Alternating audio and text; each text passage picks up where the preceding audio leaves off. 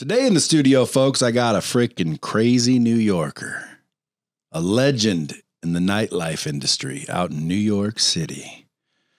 If you want to find him, go to thecomebackteam.com or check him out on social media at Bek Lover NYC. B-E-K, Bek. What's cracking? Brad, you're my first. First what? My first podcast interview. I'll never forget you as long as I live. Okie dokie. Now you got your own podcast, don't you? That is correct. Plus on the YouTube channel, The Comeback Team. That is correct. Bek Lover and the Comeback Team, because I consider every guest that comes on like family. And he got some good guests, dude. Like he knows all the freaking big wigs. You get some crazy people on there. Get some good ones. Had Carol Baskin on last episode. Carol Baskin. Tiger King. Did you ask her if she killed her husband? She brought it up herself. Did you ask her if she killed her husband? No, I did not, Brad. Pussy. You didn't want to get killed, did you? I didn't watch the documentary, Brad.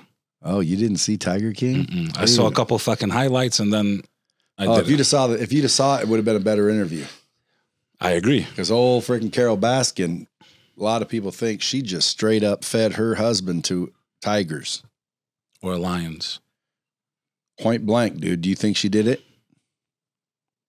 Fucking Bradley's not fucking around. If I had to bet my life on it, Brad, I'd probably say yeah. I don't know if she did it, but I think she definitely knows what happened. Well, you had her in your grasp, but you didn't answer. You didn't question. I didn't drop a fucking bomb on her. You didn't question it. If she was sitting right here right now, can you get me Carol Baskin? I'll do the dirty work. I'll be like, Carol, I know you can't admit it because murder doesn't have a statute of limitation, but blink if you killed him. Then I'd just stare at her. But anyway, all kidding aside, that's cool. She's a big guest, man. How'd you get her? Fucking Instagram, bro. I just shot her a message. That's it? I'm sure she's in demand. She really is in demand. I'll tell you who I'd rather have. I'd rather have the Joe Exotic. Just for a second from prison, so you get that phone interview voice. He's fucking done, huh? He's in prison, ain't he? Well, guess who isn't? Carol Baskin. Would you like to taste my jello pudding? You see, you're Bill Cosby. They let him out. That was your Bill Cosby. Do it again. Yeah. Would you like to taste my jello pudding? What do you think of that? I think it's fucking interesting. Well, you think it's good or bad?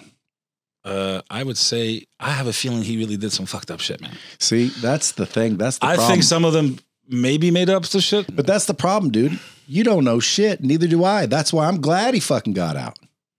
Why? Nobody knows if he did anything.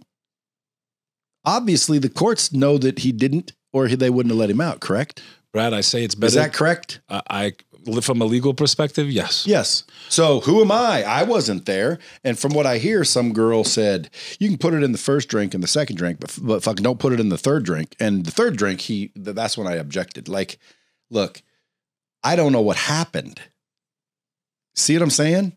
But yet mainstream media gets everybody to think Bill Cosby is a bad dude. And a lot of people still do. He can never erase the fucking press that he got.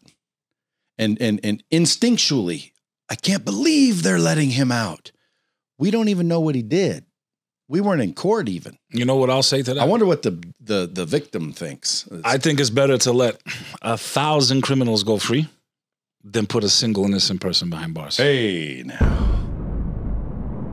And I truly mean that. Hey, so do I, dude. Spoke with a guy, forgot his name, man. I'm trying to get him on the show. This guy did 25 years for a crime he never did. Dude, that's nuts. His mom died. His sister died. Why? I mean, can you imagine? That's freaking what you call nightmare. Beyond nightmare. Dude, nightmare. You ever been behind? I don't know. You ever had a rough night, Bradley? I don't know. I've had a rough night or two. You ever had a hangover style type night? I mean, you live in Vegas. It don't matter. But I can tell you I've had a few rough nights. And I can tell you this. Being in a freaking prison when you actually didn't do what they said, oh my God, that'd be a nightmare. I'd rather be Dude, it's a nightmare if you did do it. Okay? It's a nightmare if you're fucking guilty and got caught. Like, guess what? You rolled the dice, you got pinched. Do your time, son. Shut your fucking pie hole. Don't look at too many people in the face. Okay? Don't drop the soap. Don't reach over somebody's food at fucking lunchtime either. Okay? You get your fucking head smacked. At the end of the day, keep your nose down, stay out of people's business, and do your time. You got caught. Right? Hey, I don't feel bad for people that rolled the dice, got caught. Go, I guess you got to do the time. But imagine people, dude, in prison didn't do it. There's nothing worse than that. Oh my God. I'd rather be dead. Dude, let's hear your story. Now, you got a freaking freaky story, your damn self. I started in the old country. Did you start in the old country? I didn't start in the old country, but we have to understand how I started from the old country. Okay. Because there's a lot going on in this fucking country. Yeah, well. And I think sometimes... Talk too much about that and it won't get played. So let's tone that one down. We're going to tone it down, I'm sure. Nothing's going wrong in this country, Bek. Everything's wonderful. It's peachy. And quite frankly, it is, if you ask me. But again, I'm lucky. But so my family comes from an ancient part of the world. We're definitely one of the most ancient people in all of Europe. We're like fucking Macedonia or something. We're very involved in that sector. So my family's from Albania and what is today called the Republic of Kosovo. Oh, really? Which in the eyes of the Albanian world is all Albania. Yeah, but Kosovo. There was a war there, but my mom's side was very involved with the royal family of Albania. So many of my first, second, third cousins were involved with the king at the time. Albania. Involved? What do you mean by involved? Well, members of the royal family, the royal court. If they're your cousins, wouldn't that make you a member? Yeah, but I don't rock any title. Very good friends with the prince. He's probably one of the nicest people I've ever met in my life. Shout out to... Is there still a royal family there? There is. Even after the war? That's correct. What was the war over? Well, World War II started, brother. So what happened was Mussolini invaded Albania. Then the Germans came in. We were the only country in all of Europe that saved all the Jews that came to our land. The king actually invited all the Jews. And not only did we save them, but we didn't even hide them. They lived amongst us.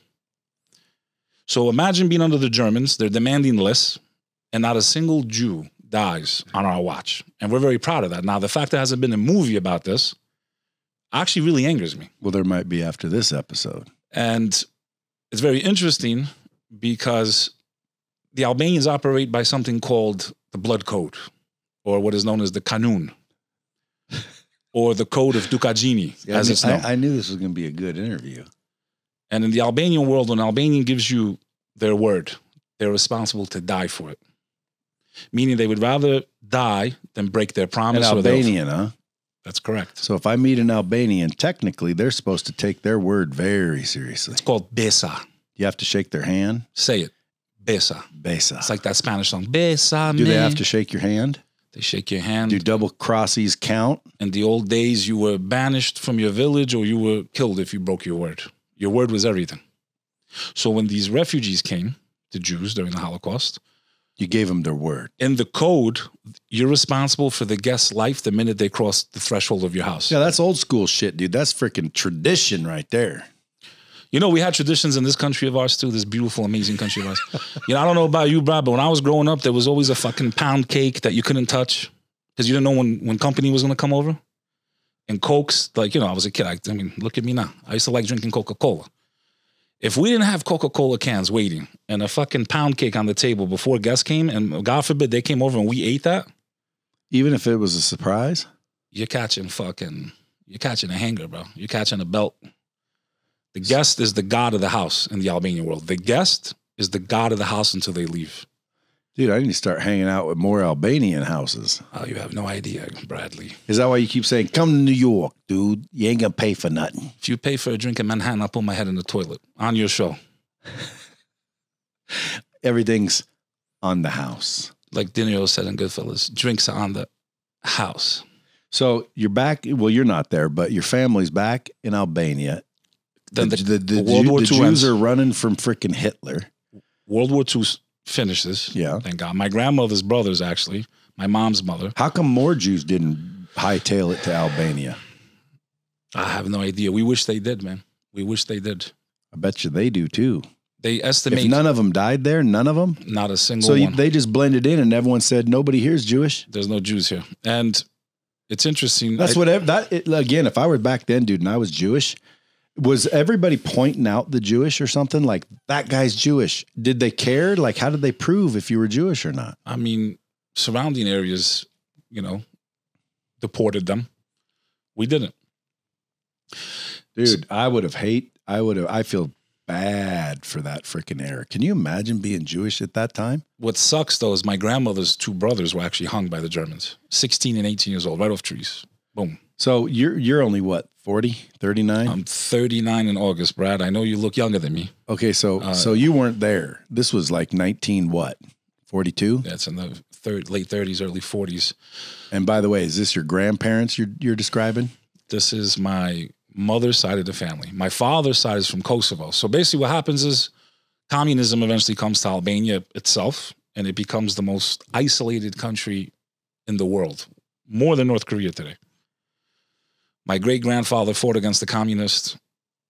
My great-grandmother was hung by them. The rest of my family grew up in internment camps, of which they did survive.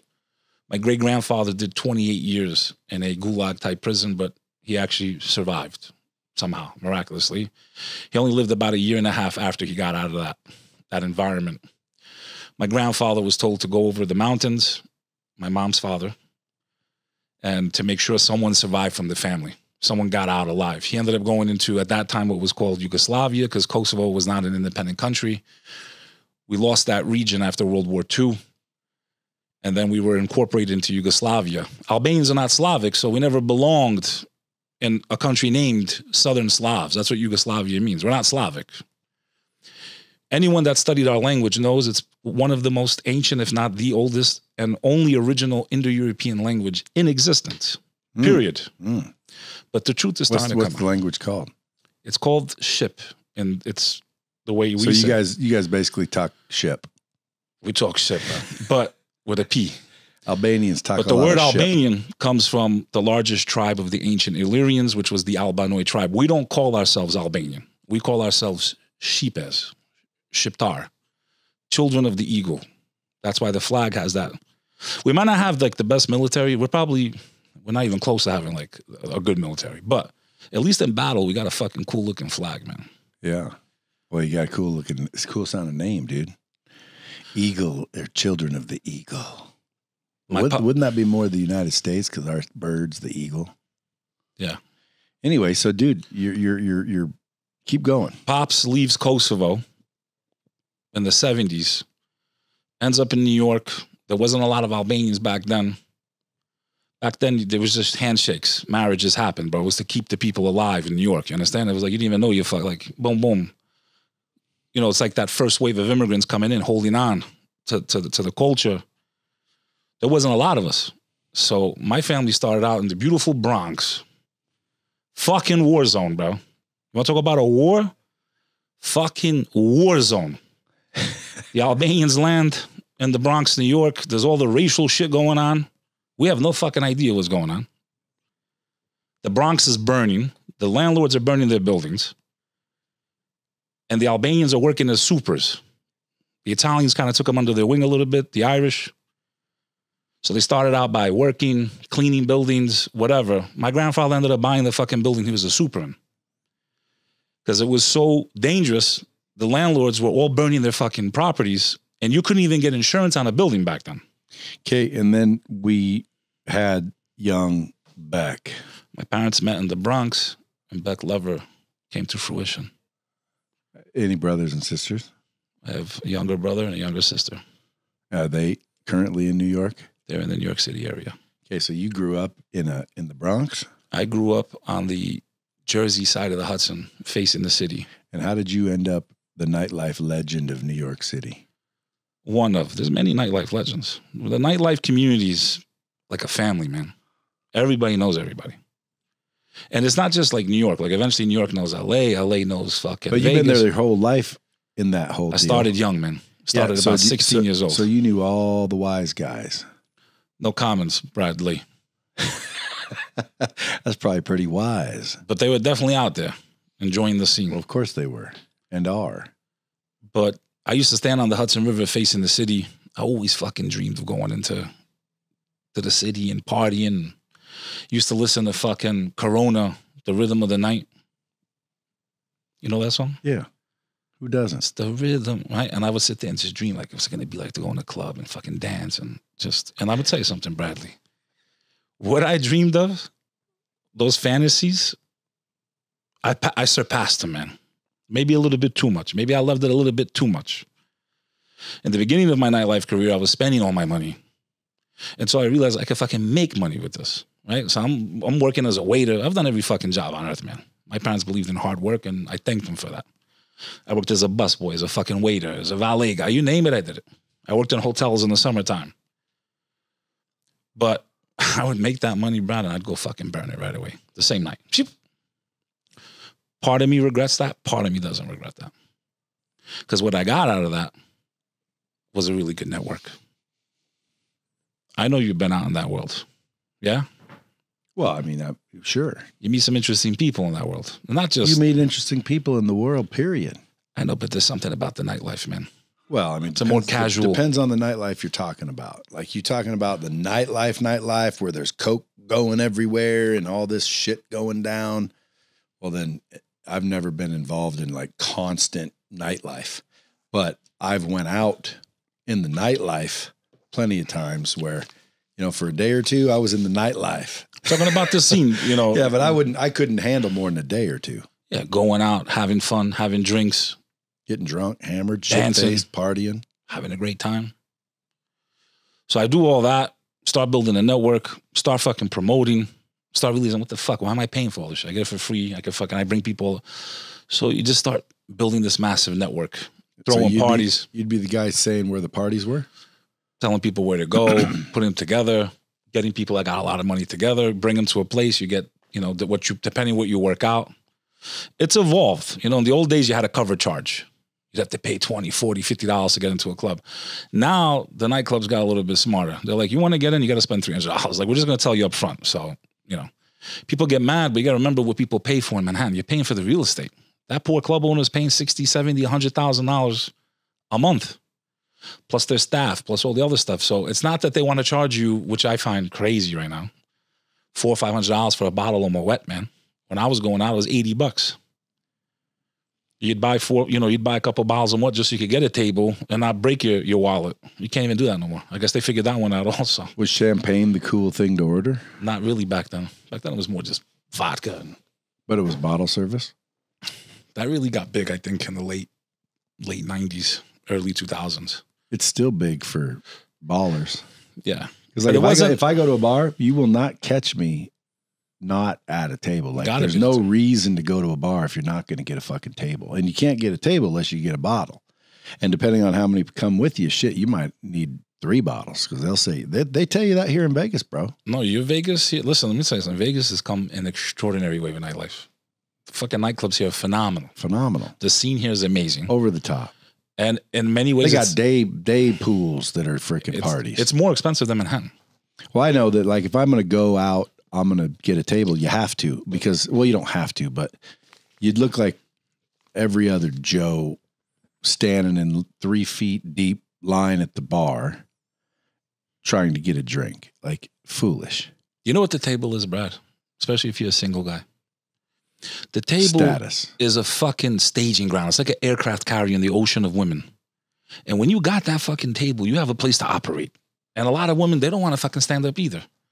So now you're like the fucking fighter plane going off the fucking thing. You're going out there, you're recruiting. Hey, I got a table.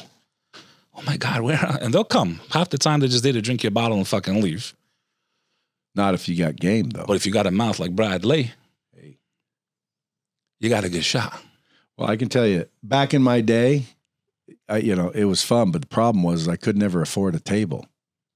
So I'd always go in and try to fucking slide past the dude that had the rope. Throwing him a $20 bill back in the day. Shit, he'd introduce you to somebody with a table. If you're cool. Do they still do that? What are the tricks in today to like tip the doorman, skip the line, all that shit? Show up with a lot of fucking women. Women? Just show up with a shitload of girls, they'll let you in. So if you walk in with like 10 girls, what do you say to them when you roll up there? Just say, hey, I got all these friends that want to party. Most of the time, they'll let you in. As long as they're in front of that whole line. Because you come down to a night spot in Vegas at the wrong time, dude. There's a line. They'll tell you. Yeah, but then you feel dumb because how'd you get the girls? You had to tell them, hey, come on, I'll get you in quick. New York's a little different, but I always recommend if you don't got juice, go early because they want to fill it up a little bit. A lot of nightclubs got something called image tables, man. So you know what flares are for? Yep. Those are to show you the assholes that are paying for the rest of the club that's not paying for their drinks. Yeah. Because half that fucking club is just drinking for free. So that when a whale shows up, he sees the club full, everyone's having a great time, and they go, you, sir, 10 grand for that. I got one table left. That one fucking guy will pay for the whole night. And you'll know who it is because you'll just see him lighting up the sky like the 4th of July. But the rest of the fucking club, they all drink for free. This happens. No. This happens in a lot of nightclubs, Brad. Well, how do you be the one drinking for free? Well, you get in with the promoters, you get in with the owners, and they fill, they're called image tables. Wow. Image tables, right? They fill up the club, at least a quarter of the club. Now, what should a person want to be? An image model so they could get free, or the dude or the whale getting reamed? I'd rather be the fucking whale. So would I. Yeah, if I have to pick the two, I'd rather be that's a trick question. See, there's some people going, man, I want everything for free. No, dude, you want to be the whale that doesn't give a fuck. Got enough dough. Okay, because I've been that whale. I didn't know everyone was drinking for free, and I doubt that's the case. Because when I was in there, I knew a dude over there. His bar tab was like 118,000. Shit, mine was like 6,000. So that was the whale. But dude, there was other people at these tables. They weren't drinking free. Some of the venues, brother, they'll fill up at least a quarter of the section. Right? It's all you know how you can know what's an image table? Oh. When you scan a nightclub, and if you see one table, and they're getting like, because a lot of places give them shit. Like they'll give them fucking, I mean, I don't want to say Stoli because that's what we had back in the day. Stoli was like the shit back in the day. Like it was like the vodka, like Stoli and Sky. We're not talking about the Grey Goose era, but when you go to a nightclub in New York City, and if you see a couple of tables, and there's a lot of girls there, and if they're not drinking premium shit, like Grey Goose, Kettle One, Ciroc, Padron, and it's like some no-name shit you never heard of, that's a fucking image table. That's a promoter's table.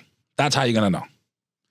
One time I went to this fucking rooftop, they gave some fucking, I forgot the name of this vodka. I go to my friend's table, I said, dude, what the fuck is this, bro? I mean, it tasted like mouthwash.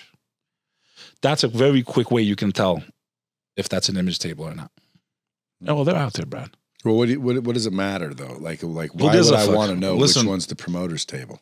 Well, you would. I'm just saying, just you can kind of see like how much of that is actually organic. Is it all organic? That's how you tell then. Yeah. How much of the party's staged? Damn, dude. That's dissecting the nightlife business. How much money did you make doing it?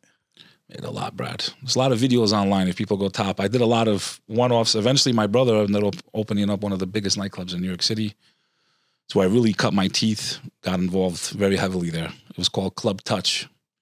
It was the old Float. So if you ever saw the music video with Nas and P. Diddy, but back then they called him Puff Daddy, they had a song called You Can Hate Me Now. If you look at that video, that's the place before my family took over.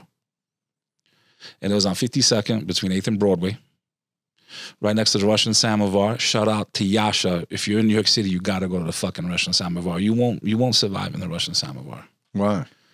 They make this infused vodka, man. They give you a little graph of it, right? You're like, I drink vodka every day. I don't know what the fuck. When you drink that fucking thing, you wake up the next day, That's kind of like it is with this banana vodka I got over my ice locker. It's good. When people drink it, they just get hammered. I think it's because we're in the ice locker. Then they come out in the You talking about like that place where it's all ice inside or whatever? Yeah, well, it's like that, but it's at the Red Square.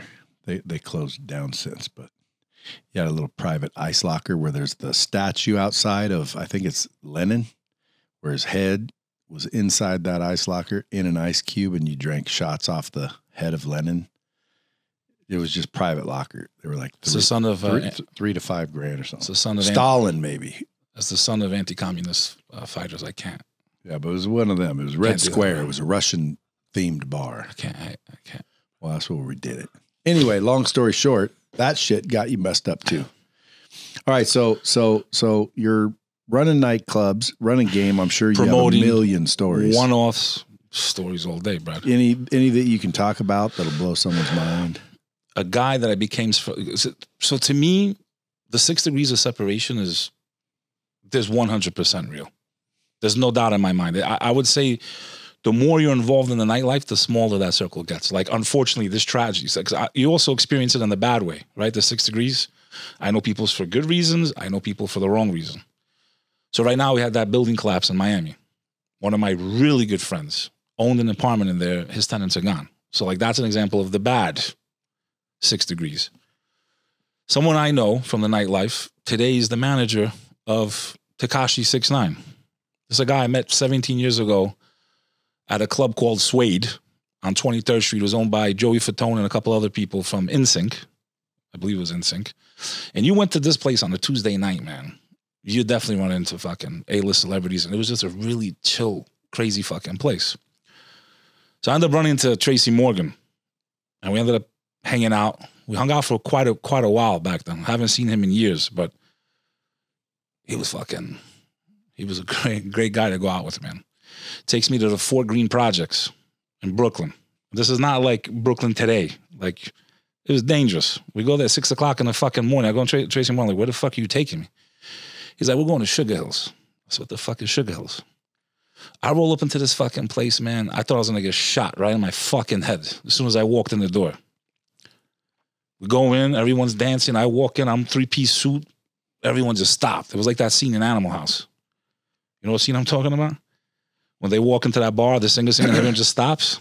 I said, Trey, what the fuck? What is this place? He's like, man, just chill. He goes, any of y'all motherfuckers got a problem with this motherfucker? This motherfucker's Albania. This guy's trying to get me fucking... You never know who you're going to run into in the nightlife. I've met so many extraordinary people. A lot of their pictures are on my IG. People can just click on, you know them. Millions of pictures I never took because that's annoying to do. You know, when you hang out with celebrities, you kind of see what they go through. You sure you want to be as famous as you're going to be, Bradley? Because you're already famous, but you're going to be extremely famous. I am? How do you know? You got it. You got it, my friend. Let's get the word out there, folks. You heard Bek. You sure? Because every 5 seconds... Bring it on. Every 5 seconds, someone's coming up to you. You got people that hate you for no fucking reason. Call me a wambulance. Dude, one time I was out with Mike Tyson. And I look over and I'm sitting there right next to him. I'm kind of shielding him from all the freaking people wanting to talk to him and shit. And, you know, I'm blocking a lot of people wanting to talk to him by me saying he's busy. He was literally having me kind of act this way because, dude, he just gets bombarded. Well, not one day. Later on that night, I looked over at him. I said, Mike, is it worth it? And he goes, yeah. Yeah. I'm like, all right, dog, shit. I'll take being that famous. You know, I'd love to be able to go out and have to have security because just so many people just want to freaking talk, touch, and freaking, you know, connect with me. That would be freaking unbelievable. Yes, annoying. Yes, there would invade some privacy issues. But guess what? I think the power and the deal flow and the opportunity that come with it far outweigh the freaking loss of privacy. That Red Bull kicked in. Brad, there's a price for everything. There really is. Yeah. So, what are you thinking? What are we doing this weekend? Where are you taking me? What does that mean? It's fucking July 4th weekend, man. What's that got to do with it? Celebrate this country, man. Where are you taking me, man? You taking me to SW Steakhouse? You're insinuating that, you can make me famous. I got to take you somewhere. Huh? The way you serve that up, you're acting like, oh shit, I'll make you famous tomorrow. Oh, Bek Lover from New York. When are you coming to New York? I don't know, man. I try to avoid New York, especially since COVID. You just said one of the no words. What? Don't say it again. Well, especially since the old pandemic. Another no word. That's 2 in a row in less than a minute. Right. Well, I'll wait till everything's back to norm. You know, people are trying to lie to themselves, and I hate it. You know, seeing my city in the condition that it is. Now, you got to remember something. I was a part of, unfortunately, and we're approaching the 20-year anniversary of September 11th. And people want to talk about the comparisons. There is no fucking comparison to what we have just witnessed in the last 16, 17 months in my city and what happened after 9/11. There's absolutely nothing you can draw a correlation between those two events. I can't believe anyone even try. Okay, no, there was a lot of that going, we got through it. No, my friend, let me explain something to you. 9/11 happened. It was horrible. I was there that day. I was on the E train. Anyone that's from the city knows that's the last stop. I went to Pace University. It was a beautiful day. I was there. I was excited. I was going to see a girl I was dating at the time. She was waiting for me in front of my school. Did you feel the thunder? Brother, let me tell you something. The night before, I felt something was off. I even went to my mom. I was like, Mom, I have a really bad feeling about something really bad's going to happen. She thought I fucking died the next day. So I get off that train. I'm below the World Trade. I just hear yelling and screaming. And I remember my first thought. I'm 19 at the time. It's my third day of college. I'm young. I had more hair than you. I was skinnier than you. Life has its way, Bradley. I'm fucking you up sometimes. So I get off the subway. Sure does, doesn't it? I get off the subway. I hear screaming, fucking yelling. I look at this guy. Like, there was a split second. I was like, oh, maybe there's a fight. You know, like that stupid, sometimes people get excited. You know, animals sometimes are much smarter than human beings are. They see fire, they immediately start running. Like, get the fuck, let me get out of here. Human beings are like, oh, there's a fucking fire. Billy, let's go. So there was that split second of stupidity where, oh, there's something probably crazy going on. I can't wait to see what's going on. But I think with wisdom, you start realizing when you hear commotion, you should fucking go the other way if you have half a brain. Oh, Billy, there's a tornado. Let's get it on video. I almost dropped a bomb on that one, but sometimes not always, but mostly. Unless you're a content producer, right? Then you got to pull out your fucking camera going to the eye of the storm. No, it just depends on what the commotion is. Like, I wouldn't just run because there's a commotion. But in most cases, you would be correct. Like, you know, I always say, hey, you don't want a haircut, stay out the barbershop. World star. Yeah, so I agree in most cases, but when I drop a bomb, that means in every case, you know, run. You see a problem, run, but not really. Sometimes you shouldn't run. You should freaking do something about it. But most cases, hightail it. But not in this case, dude. In this case, you know, you had nothing you could do. I had to go upstairs, man. I had to get out of there. There's nowhere to go. So I go upstairs, and it's fucking snowing outside, but it's 90 degrees outside. How the fuck? I look up. See both buildings on fire. Actually, as I was coming above ground, because remember, I'm sublevels. As I come up, I hear everyone scream again. I realized later when I played the tape back in my mind, that's when the second plane was hitting. So I'm coming up surface level as the second plane's hitting. I don't know how long I was out there, Brad. I froze, man. I see both. I thought they were hit by rockets. I had no fucking idea what was going on. I make it to the front of my school. The phones ain't working. I'm trying to find this chick. I can't find her. The street sense kicked in. I saw a tree. I said, you got to get up high. If she's in the area, she'll see you. So I get up on a tree. She found me. She was like this. My priority now is to get the fuck off the island. I had a bad feeling. I never thought the buildings would fall, ever. But I just had this bad feeling. I saw Giuliani for the first time in my life across the street, because City Hall's across the street from the college, Pace University. He's looking up at the buildings like this. I'm like, fuck, that's the first time I see him. I mean, I'm across the street for 2 years and I never saw the guy. And now I see him like this. I'll never forget it. Commotion. The Brooklyn Bridge turns into a human walkway. I told her, let's get you the fuck out of here. I told some of my friends, let's go. I got a bad feeling. All right, let's go. No, we want to stay and watch. Some of my other friends. I said, what do you want to see here, man? There's fucking people dying, man. Let's get the fuck out of here. So we get on the Brooklyn Bridge. It turns into this human walkway. And I'll never forget the firefighters, man. They're still coming this way. Now both are going towards the city. Both lanes we're in the middle walking, but then there's the two sides where cars go. They're both going towards the city. It's just the fire trucks, man. Those guys never made it back out, man. A lot of them. So I'm going halfway over. I'm halfway over the first part of the bridge. It's the first and only time I've ever walked on the Brooklyn Bridge, even to this day.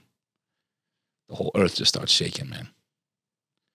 I look behind, I see the first tower come down. I cried like uncontrollably, brother. I'm not ashamed to admit it. My friends were kind of like in shock, and then when they saw me cry, they started crying. I cried, man, because I'm thinking there's 100,000 people dead, man. 200,000. I'm thinking about, like, I don't know how the damage is. It's just a cloud. coming. I got over that bridge, thank God. The cloud never hit us. People were starting to like run and go crazy, but we're like locking arms. We're hearing planes. We're thinking, maybe we shouldn't be on this fucking bridge. They're going to hit this bridge. We don't know we're on the ground. We don't know what the fuck is going on. I thought it was World War III. I still didn't know what happened. I thought we got hit by, I had no idea, man. Walked 20 miles that day, man. I went to Cross Bay Boulevard in Queens. Any of that's from the city knows. I stayed at the Cross Bay Motel actually is what it's called. Right on Cross Bay Boulevard in Queens. Didn't make it home for like 3 or 4 days, man. It was chaos, man. Insane, man. Dude, I would have been shitting my trousers. It was insane, man. Like, that's heavy duty. So you didn't see the planes hit. You saw it was afterwards, and then you just said, let's get the hell out of here. Well, the second plane hit. I'm coming above ground. I never got to see it, actually, but I'm coming above the ground. When you're crossing that bridge, though, the ground shook. Down, man. Oh, the building fell is what made the ground shake. So when that building fell. Some poor woman, she looked like she was of Indian descent. She just drops in front of me, man. She goes, my husband's in there. I said, ma'am, you don't know that. He probably got out. Just get up. Get up. You know, to this day, I wonder, did he get out? Imagine. Dude, so when the first one fell, you're hightailing it across the bridge. Once you got across, did you just stand there and watch?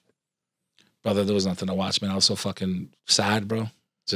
But that has nothing to do with like a virus. I'm trying to avoid spreading. I'm trying to avoid this. So that's how we got into this. But I do want to draw on one point, which I think is important, because when these things happen to us, these traumas in life, and collectively, on the global level, we just went through a trauma. Maybe not as much for you. Maybe you're more strong-minded, but collectively, humanity went through a trauma right now, and we're not out of it. I remember the day it happened. I woke up. It was where were you? I forget. I would think that it was about 6 something in the morning, 6 or 7 in the morning. Where were you living? Here in Vegas. Not for very long either. I just moved down here. I think I moved down here in 91. When did it happen? You're talking about the first bombing? No, the Twin Towers. When did that happen? 2001. Okay, so I was here, what, 10 years. So it seems like I've been here 100. I think I've been here 30. But I was here not too long, so 10 years apparently. Living over off Koval Lane. I woke up in the morning. I think this was it. And someone said, turn on the TV. And I watched on TV the second plane hit. And everyone was like, what the fuck is going on? It was crazy. You want to know something that's even crazier? Now, what about all the conspiracy that says, oh, that was planned, that was planned? Did you see the plane hit or no? See, because on TV, dude, it looked like a plane hit, but all these architecture people saying, dude, there's no way that could have, crippled the building. But then you think there's crazy people planning this shit. Like, come on, dude, that's a heavy duty. The one that really people have a hard time grasping is building number 7, brother. And I don't want to get into that because I don't want to happen to you what's happening to me on my social media. So let's just sit with that. Get suppressed? Suppressed. Subect. I don't care about that. Tell me what happened in building number 7. Nothing. There's just this building apparently went down. There's videos. I just type in building 7 World Trade Center. Look at the videos. It doesn't make sense. Now, if your shit gets deleted off my YouTube channel, well, no, there's something going on. Well, here's my thing. Because that's how you know. That's how you know, dude. When they're shutting people up, when they're not saying anything except freaking, hey, what their thoughts are, and like they just keep muting, kicking them off, canceling them, and all they're saying is what their opinion is. It's nothing major. Dude, you got to raise an eyebrow when that happens.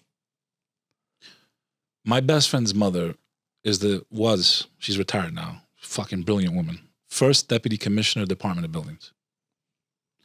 And I had a very long talk with her about what she thought. She investigated the cranes when they collapsed in New York. I mean, the woman, she wrote the construction code in New York City. That's literally my best friend's mom. And she thinks 100% that the official story is the correct story from an architectural perspective. But meanwhile, there's those other groups you're talking about.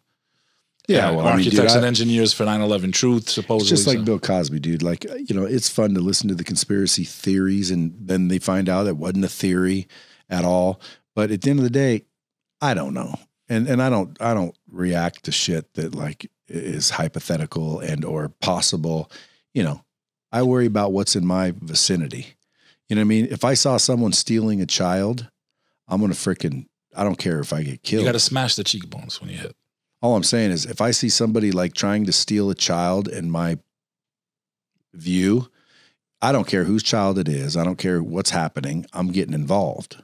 That's why when I said if I see a commotion, sometimes I'd get involved. Like, I don't give a fuck. Someone stealing a child, hurting a child, shit like that, I'm getting involved. And everybody, I think, should. In my book, like, the fact that 800,000 children go missing every year. It's fucking crazy. But nobody says anything. Like, fuck, dude. Like, what the hell? That's a lot. Where the fuck are they? Well, dude, what if 10 go missing? Where'd they go? Okay, well, they just disappeared. Okay, well, 800,000? Dude, that's a lot. But again, you don't see me running around with a t-shirt, because it didn't happen to me, maybe. But at the end of the day, it's a concern. But when it's right in front of you, you got to do something almost in some cases. If you're a human. Yeah. But you couldn't do anything, dude. These are buildings collapsing. You can't do anything. There's one thing I did do a lot of. Like when you said the fire trucks are coming in. Now, again, nothing against, the firemen, because I think everybody. And the policemen, the very I brave think they're all policemen brave and heroes, but they died. Technically, dude, that's their job, right? They took the job. Now, again, I have to be there to know for sure. But if I'm a fireman and I saw that building on fire and I'm trained, I'm going to go towards it too. Wouldn't you? Like, I didn't know it was going to collapse on me, because that's fucking brave. Like the motherfucker that knew that building's going to collapse and I'm still going in there to try to save as many until it does. That's really brave. But, you're a fireman. You're a brave dude in the first place. You're trained to go help people. You go help people. But citizens, like, standing around, there's brave ones that went in there and helped people. They didn't know it was going to collapse either. But what do you think when you, like, what could you have done? Do you think everyone should have, like, went in there to help people? Or do you think the wise thing was, like, get the fuck away and let the pros do it? That first and foremost, if I was in those buildings, I would hope that I would have thought, first of all, that I was below the levels that were hit, right? Because you're fucked. You're above that, you're done anyway, right? There was no way you were getting out of there. But see, they didn't know it was collapsing either, because if they did, guess what? I'd have ran through the fucking fire. Like, if I knew that thing was tanking, I don't care. I'm running through the fire. You're talking about 3-4 floors that are gone. Like, you literally have to jump 20-30 feet probably, maybe even more. Well, then what was connecting it? Not much. Something was. The plane only tore open. Yeah, there must have been. I'd have went to the other side or something. Poor fuckers, man. Oh, dude, there was people. You know what's falling. crazy, man? Yeah. There was people jumping. Yeah, trust me, I know. But you know what What I did do a lot of after 9/11 was a lot of soul searching, man. A lot of thinking, right? And it's, I'm 19 at the time, man. 19, you think you know fucking nothing, bro. I'm 39. I'm saying right now, the smartest thing I can say is I still know nothing, man. It's when you're arrogant, you think you know too much, so you really don't know shit. But looking backwards, it was a very valuable lesson. I never went to the fucking top of the World Trade Center, man. I had it right there. I'm in New York City my whole life. People came from fucking Hong Kong, Shanghai. They from all over the world. They went up to the top of that building. I did. I had it right there. All I had to do was touch a fucking button and go to the top. But I did what so many young people do, Brad.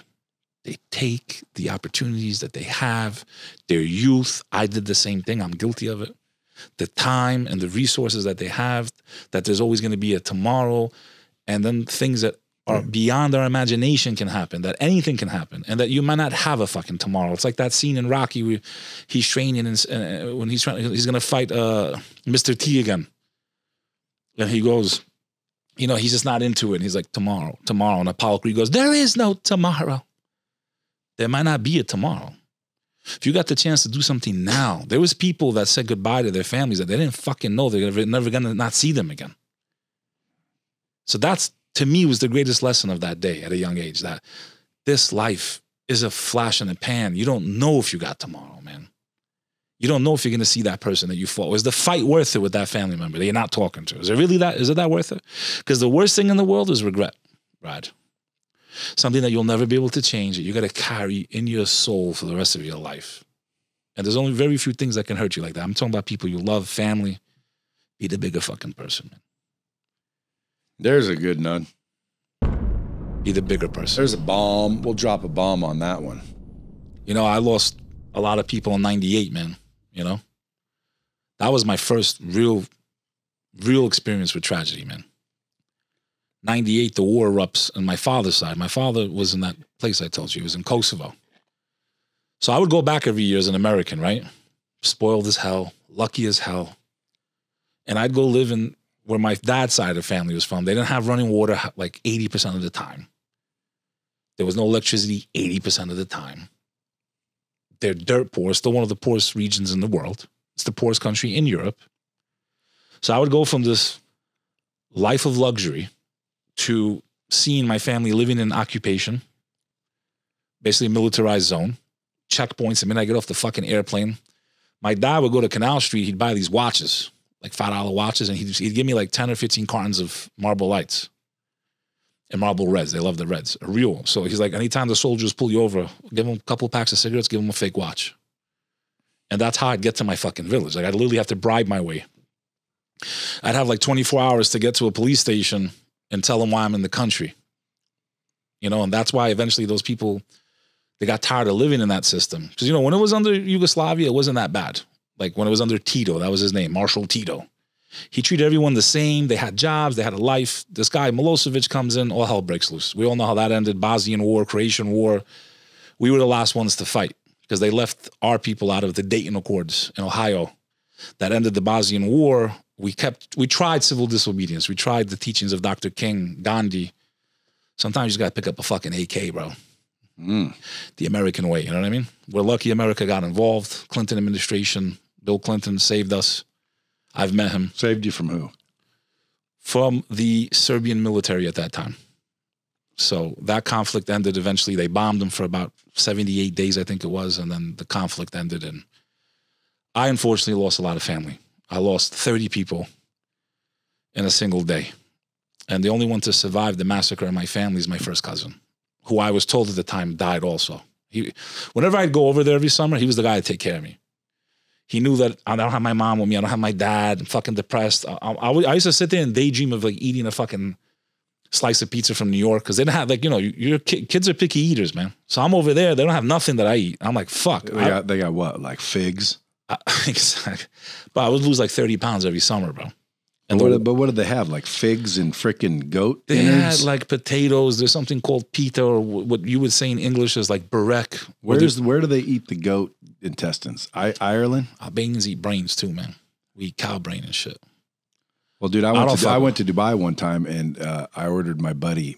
He didn't know it, but I ordered my buddy. Pretty sure it was goat brains or monkey brains. and you know, he's eating it. And you didn't tell him? I told him after he ate it. I wanted him to eat it first.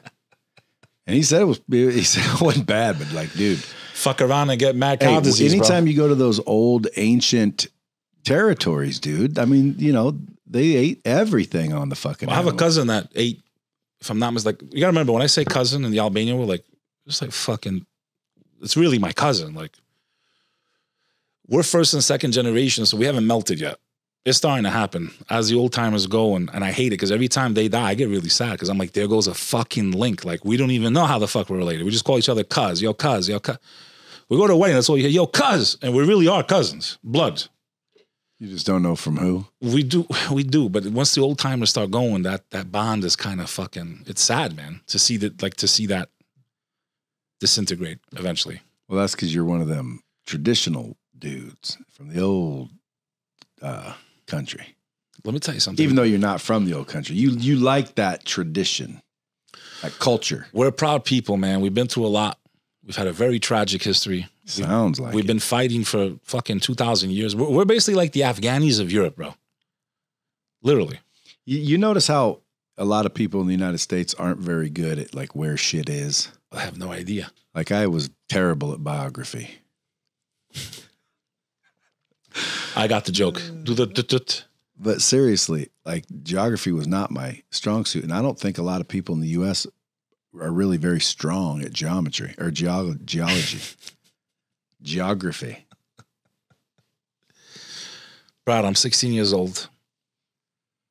It was a beautiful day out. I think it was early summer. I got a fucking phone call. Dude, you're a good storyteller. You can always tell good storytellers because they always start out, paint the picture. You know, Brad, I'm 16 years old. During the war. It's the middle of summer. June, July. I'm suffering. I'm stressing out. Because back then, all we had was a website that would tell us every day who was dead. So there was no real way to get information. The internet was just in its infancy back then. I got a phone call, and I find out all these cousins that I hung out with that made my summer bearable because we would play, hang out, have fun.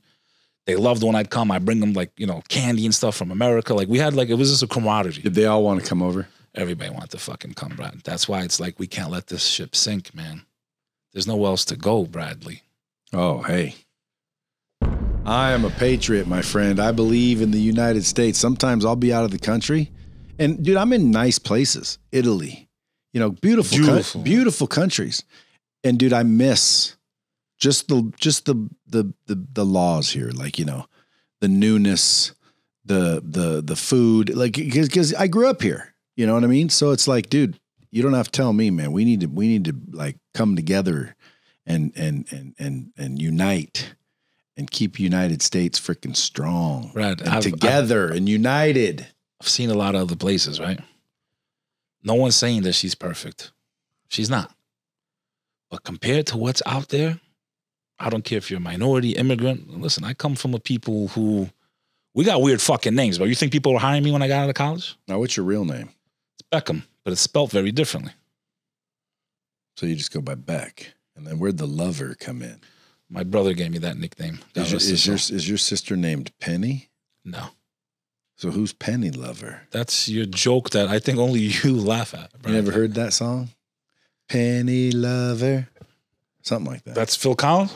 No, I think it's Lionel Richie. No, that's Phil Collins. I gotta find out. Easy lover. I went to a Phil. Actually, the last concert I went to before the pandemic was Phil Collins. Fucking amazing, man. But yeah, Brad, 16 years old, I get a fucking phone call, 98. I find out I'll lose all these people in one shot. Yeah, it's Lionel Richie, bro. You've heard it. Guaranteed. Ready? He's about to get his own shit. Copyright struck. No, you can do it. You can sample. And besides that, I'm giving it credit. Song by Lionel Richie, Penny Lover, on iTunes. The only song I like Lionel Richie. You've heard that before. The only song I like Lionel Richie is "We're Gonna Party." Dude, Lionel Richie's old school. He's OG. Everything he sang was good. Listen, in the early 2000s, house music had this brief collapse in New York City, which for me was devastating because that was the heyday of my club years. Sound Factory closes. Jonathan Peters, shout out to Jonathan Peters, legendary DJ of New York City. This fucking guy would go 4 days in a row without stopping. They shut down Factory. The big clubs go. Peter Gation, New York City fucking legend in nightlife. This guy used to own Limelight and all those other places. The Tunnel, Club USA. He ends Studio 54. That's Ian Schrager and Steve LaBelle, but Steve had died a long time ago. They end up... Peter Gation was like the fucking king for a minute, man. I mean, he fucking ran New York City's nightlife for a while. This one-eyed parrot, not parrot, I'm sorry. He looked like a pirate with one, he had an eye patch. He got deported to fucking Canada. I heard he's allowed back in now. I hope he opens a fucking club. But does he know what he's doing? Does that guy know what he's doing? That guy was a fucking king in New York, man. I caught the back end of that era. You think a lot of those promoters from New York came out here to run these Vegas places? A friend of mine was probably the biggest guy here. I don't want to speak about him. He got in a little hot water. A very good friend of mine in the nightlife. And he's not in Vegas anymore. But they were, he was at the highest level in Vegas for one of the biggest organizations here. But the nightlife here was pretty epic. I think the, what we're not supposed to talk about, wiped it out. But it's back, dude. There is shit. I love partying in Vegas is packed and the nightclubs are packed. I hate your fucking car washes, though. Your nightclubs, your scenes, your restaurants, you guys have phenomenal food.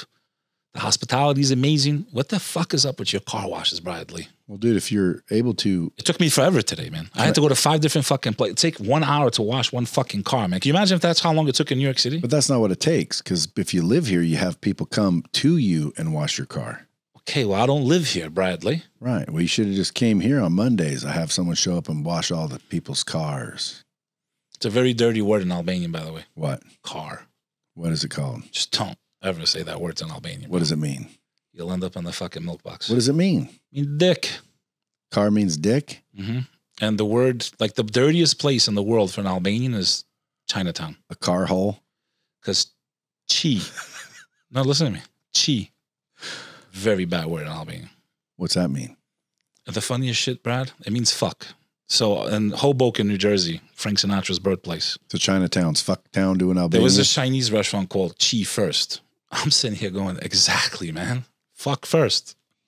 Very dirty word in Albanian. Chi and car. Now, how many people watch your show? A couple million people?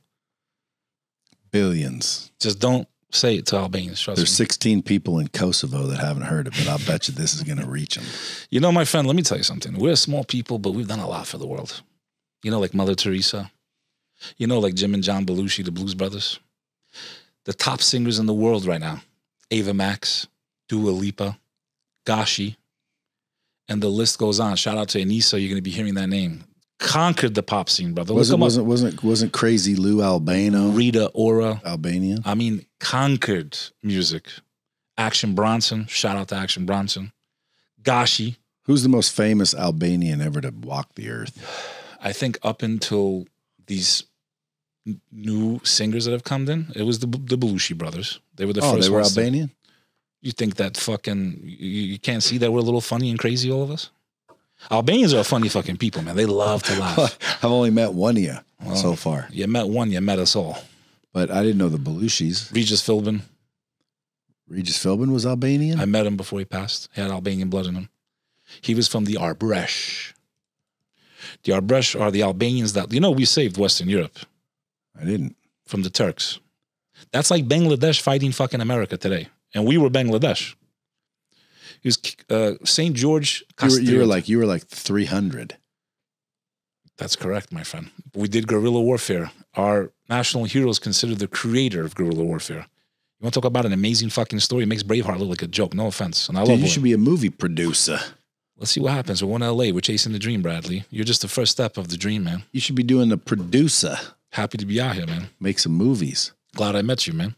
Likewise. The old comeback team. What's that about?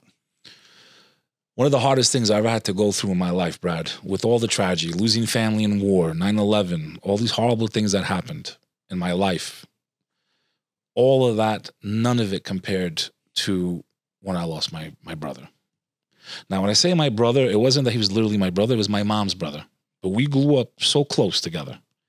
Entire life was together. That I lost him in a car accident. And I lost him just out of nowhere. You know, he calls me to go out to Lavo in New York City. End up going with him. I end up not going with him that night. And he ends up dying in a car accident right in my town, man. Literally 1 block from my house. I wake up in the morning to go to work. The whole town is blocked off. I go, what the fuck is going on? Why is there all this traffic? They go, somebody died on such and such road. I go, what kind of fucking idiot dies on this road? Meanwhile, I'm talking about my own brother, Brad. I get to work. I get the phone call. I found out he died. And it was like my soul was ripped out of my body.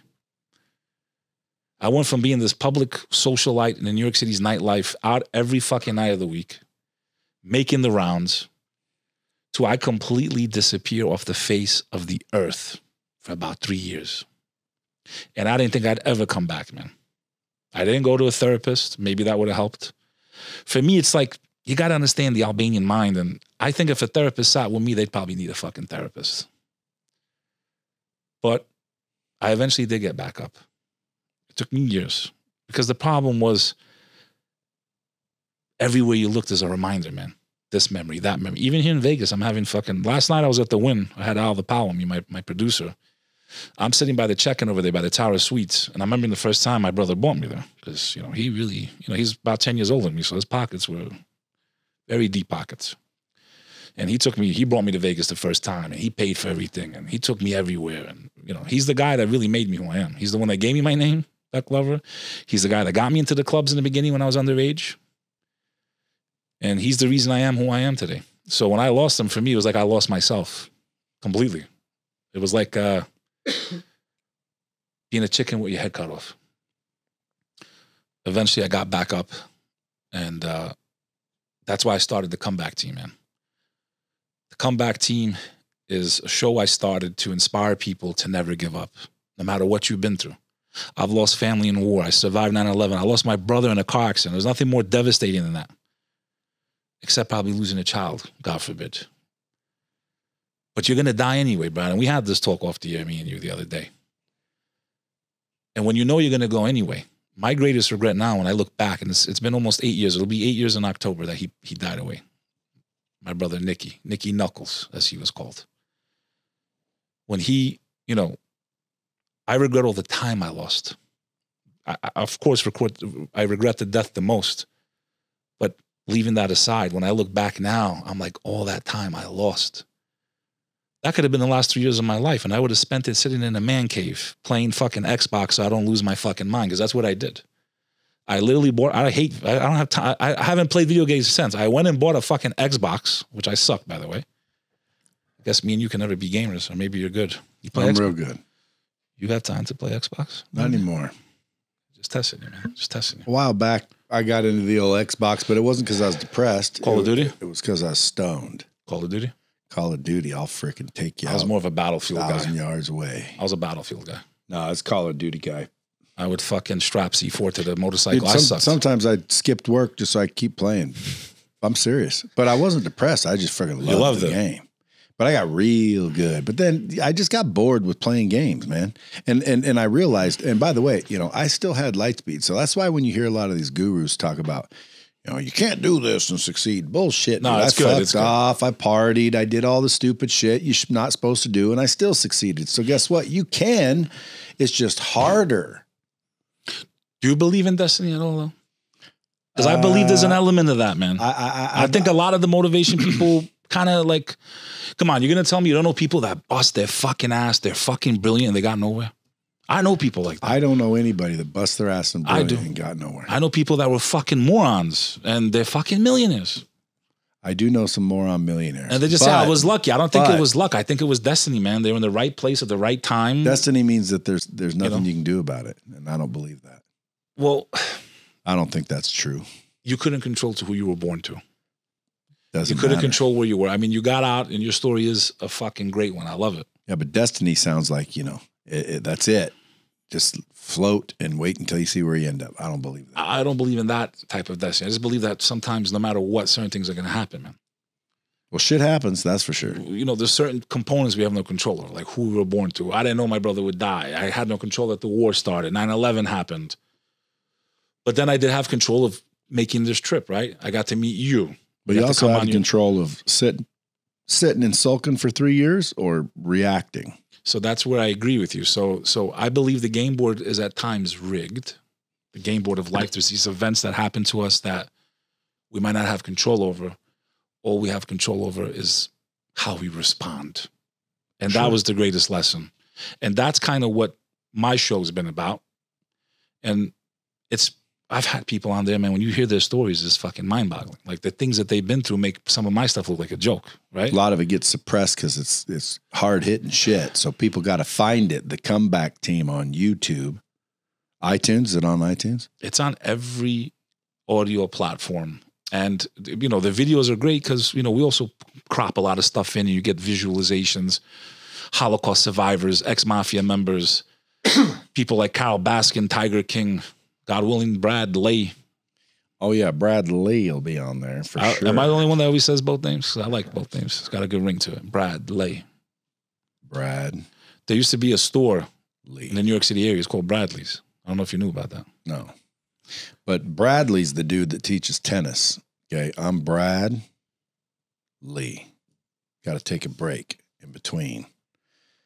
Not like therapist. You don't want to take a break there. You'd be the rapist.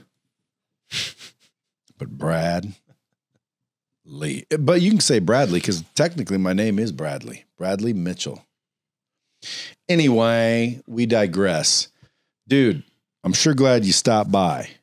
Number one. Number two, I want everybody to go check out Bek Lover NYC at Bek Lover NYC. That's BEK.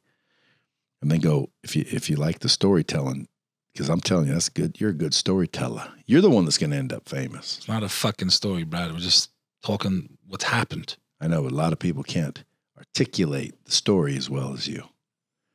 People are going to be like, dude, you kept interrupting them. And when everyone says you're interrupting them. Do you get that? Do you get that too? I get it all the time. Can we just tell them to shut the fuck up? I do. I'm like, dude, this is a conversation. You should read my comments. Like, they fucking hate me.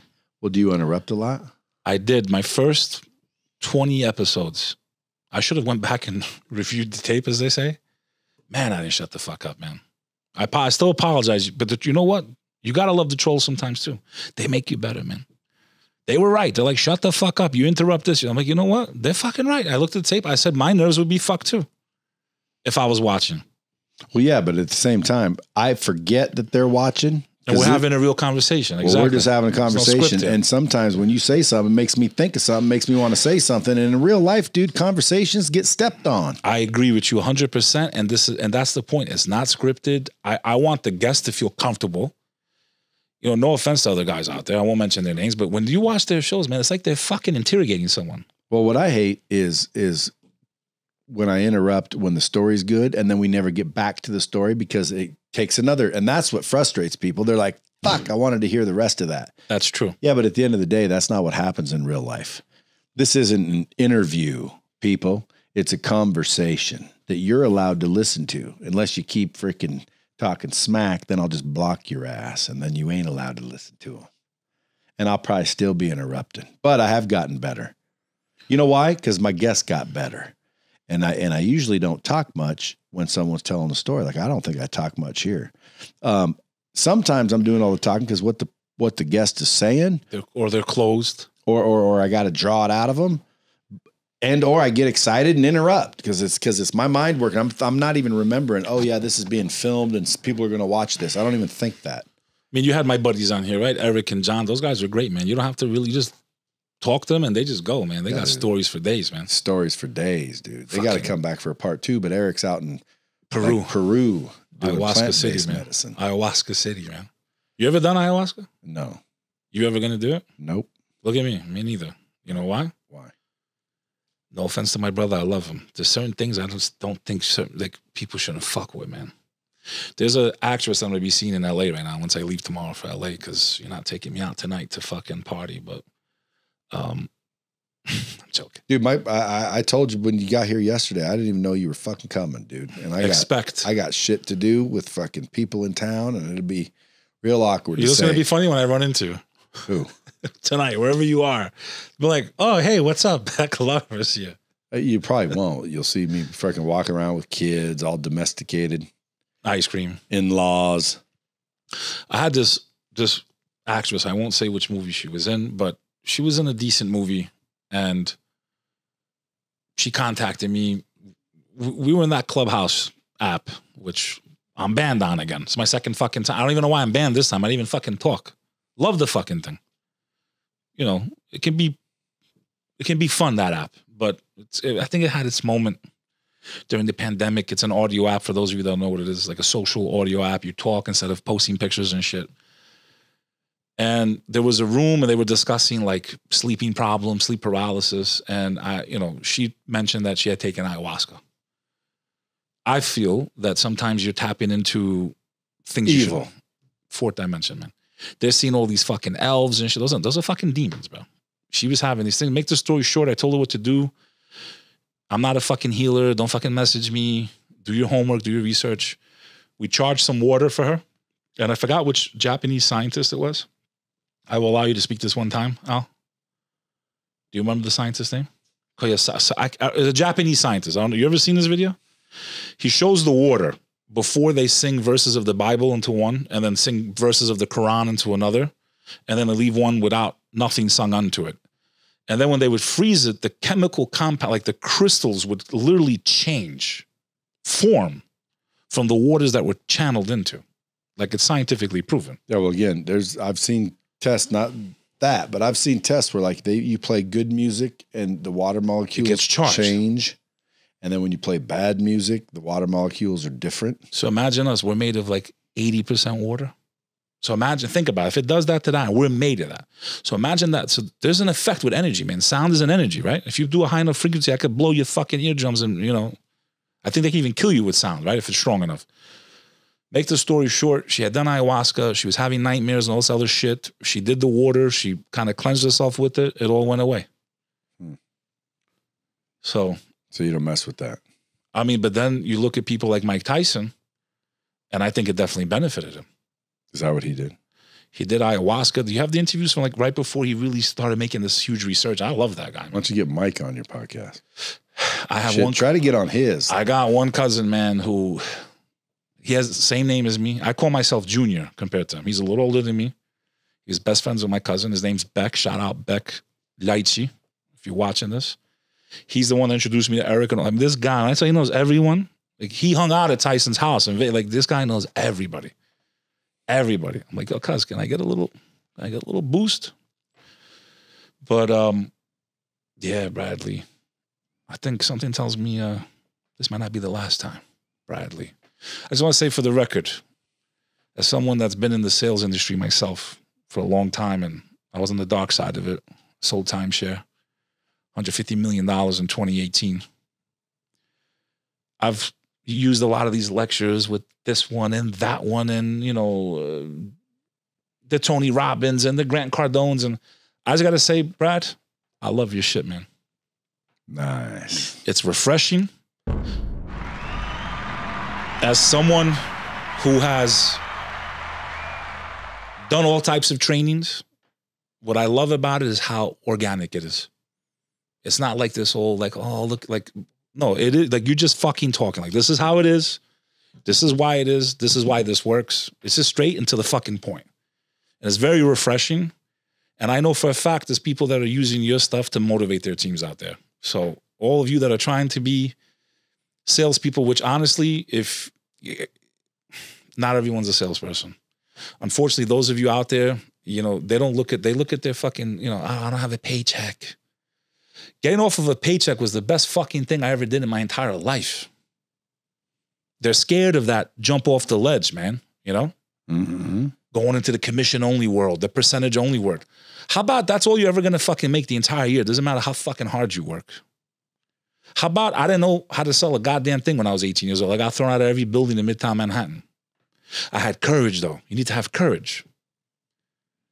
So what I'm saying is your material is phenomenal to, I think, start giving people who have never done sales to feel, because you need to have courage. What about people that have?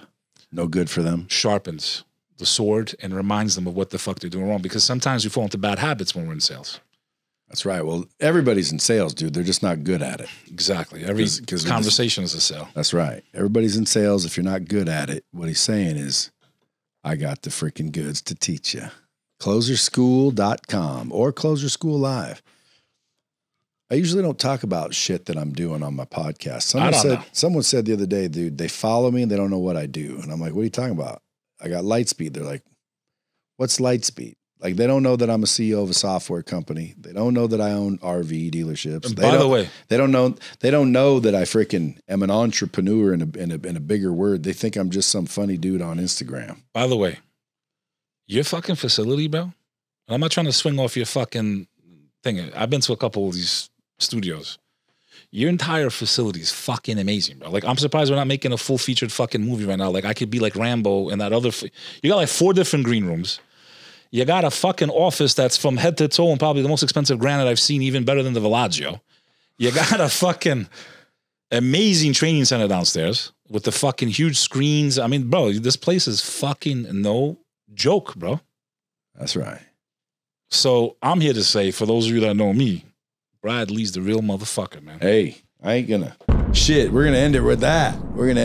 Now, folks, we're gonna have Bek Lover back again because he's gonna be swinging through again. Just want to say one last thing. Yeah. For all your viewers, no matter where they are in their life right now, maybe they got knocked down. As long as they still have air in those lungs, they can always make a comeback. Folks, you heard him. Go follow him at Bek Lover NYC or go to thecomebackteam.com. Share this out if it wasn't for you. Maybe it's for someone else. Go give me a rating. Get me up through the ranks so I can bring you more badass guests to drop bombs with. Till next time, kids. Dropping bombs with the real Brad Lee. Subscribe now.